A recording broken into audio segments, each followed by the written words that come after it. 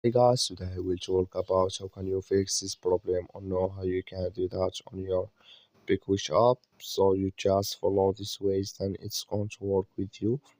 All you have to do in the first, you just click here on settings, just click on it here. So then it's going to take you to this list. It's going to show for you like this. You go down here, just keep going down. So then you click here on apps.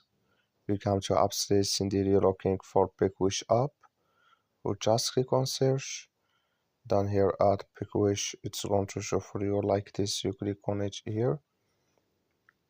So then it's going to take you to this list here. Click on force stop. Click on OK. Then you go down, just click on storage. Come to storage list here. You just click on clear cache. Then all you have to do. So you just go to your Play Store. You click on it here. So then you search here for PicWish. It's going to show for you like this. You'll find here if this click on it, then it's going to work with you. As well, thank you for watching. Don't forget to support us by liking and subscribe.